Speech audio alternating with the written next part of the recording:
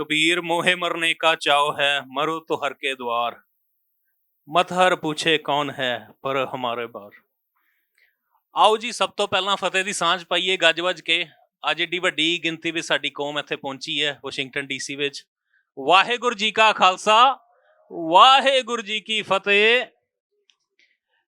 ਜਿੱਥੇ ਆਪ ਜੀ ਸਾਰਿਆਂ ਨੂੰ ਵਿਸਾਖੀ ਖਾਲਸਾ ਸਾਜਨਾ ਦਿਵਸ ਦੀਆਂ ਲੱਖ ਲੱਖ ਮੁਬਾਰਕਾਂ।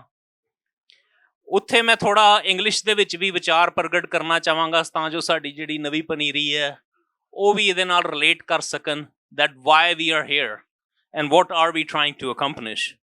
So first of all, on the personal level as well, I would like to thank everyone from the Sikh community for helping me in my journey. It was not easy one, but I think it's worth it. And ਮੈਂ ਚਾਹਾਂਗਾ ਵੀ ਜਿਹੜੇ ਸਾਡੇ ਨੌਜਵਾਨ ਨੇ ਉਹ ਵੀ ਜਿਹੜਾ ਇਸ political ਸਫੇਅਰਸ ਦੇ ਵਿੱਚ ਜਿਹੜਾ ਵੈਕਿਊਮ ਹੈਗਾ, ਸਿੱਖਾਂ ਦੀ ਰਿਪਰੈਜ਼ੈਂਟੇਸ਼ਨ ਨਹੀਂ ਹੈਗੀ, ਉਹਨੂੰ ਉਹ ਫੁੱਲਫਿਲ ਕਰਨ। ਤੇ ਕੌਮ ਦਾ ਡੈਫੀਨੇਟਲੀ ਫਰਜ਼ ਵੀ ਬਣਦਾ ਤੇ ਮੈਂ ਵਿਟਨੈਸ ਵੀ ਹਾਂ ਵੀ ਕੌਮ ਖੜਦੀ ਵੀ ਹੈ। ਸੋ ਜੇ ਅਸੀਂ ਕੌਮ ਦੀ ਗੱਲ ਕਰਾਂਗੇ ਤਾਂ ਹੀ ਕੌਮ ਸਾਡੇ ਨਾਲ ਖੜੇਗੀ। ਸੋ ਇਹਦੇ ਤੇ ਸਾਨੂੰ ਵੀ ਪਹਿਰਾ ਦੇਣ ਦੀ ਲੋੜ ਹੈ ਜੇ ਅਸੀਂ ਇਸ ਫੀਲਡ ਵਿੱਚ ਆਉਣਾ ਹੈ, ਤੇ ਆਉਣ ਤੋਂ ਬਾਅਦ ਸਾਡਾ ਫਰਜ਼ ਹੋਰ ਵੀ ਵੱਡਾ ਹੋ ਜਾਂਦਾ। But I did 6 years in Commission of City Plan in my city. I didn't come on parachute to run for the mayor. Then I did Board of Education for 2 years. That was also elected position. Then I ran 2 times for City Council. So I did 4 years. That was 2-year term. And now this is my first term as the mayor.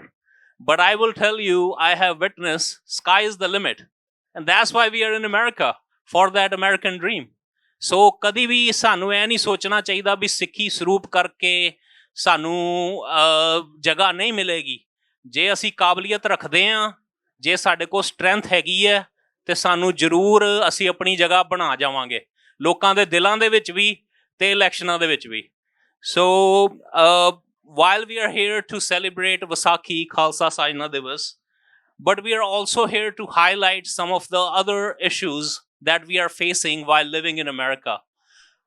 First of all, 1984 Sikh genocide, we need that recognition. We are living here for over 125 years, and we have contributed to America in a very positive way. So we not just need it, we deserve it, and we deserve it for our next generations so they know why we are even here. So ਤੁਹਾਨੂੰ ਜਾਣ ਕੇ ਖੁਸ਼ੀ ਹੋਏਗੀ ਵੀ state of Connecticut was the first one to recognize 1984 Sikh genocide in legislation in 2018. And now we are making progress. Now we have resolutions in house. So this is a progress we have made in all these years. But ਇਹ ਜਿਹੜੇ ਕੰਮ ਨੇ, ਛੋਟੇ ਕੰਮ, ਛੋਟੇ steps ਸਾਨੂੰ ਲੈਣੇ ਪੈਣਗੇ.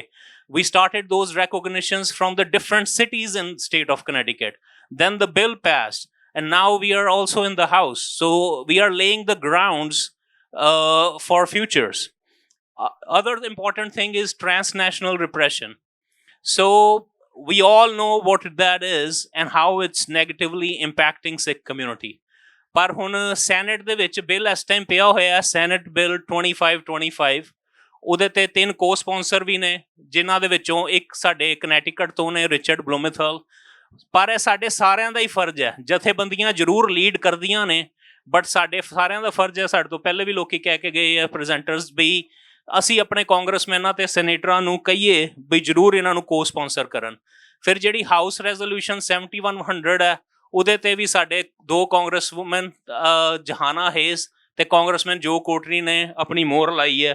ਪਰ ਉਹ ਤਾਂ ਹੀ ਪੋਸੀਬਲ ਹੈ ਜੇ ਅਸੀਂ ਐਕਟਿਵ ਹਾਂ। ਸੋ ਇਹਦੇ ਨਾਲ ਸਾਡੇ ਹੋਰ ਵੀ ਬੜੇ ਮਸਲੇ ਨੇ। We are also here to raise that Sikh political prisoners are still in the jail, you know, and we are committed to our cause, and that's the reason we are here, and we will continue to do that advocacy wherever it's needed.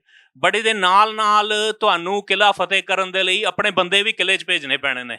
ਸੋ ਜ਼ਰੂਰ ਆਪਣੀ ਜਿਹੜੀ representation ਹੈਗੀ ਹੈ ਉਹਨੂੰ ਅਸੀਂ ਵਧਾਉਣਾ ਹੈ, ਤੇ ਇਹਦੇ ਤੇ ਵੀ ਅਸੀਂ ਜਥੇਬੰਦੀਆਂ ਨੂੰ ਚਾਹੀਦਾ ਵੀ ਥੋੜ੍ਹਾ ਅਸੀਂ ਫੋਕਸ ਕਰੀਏ।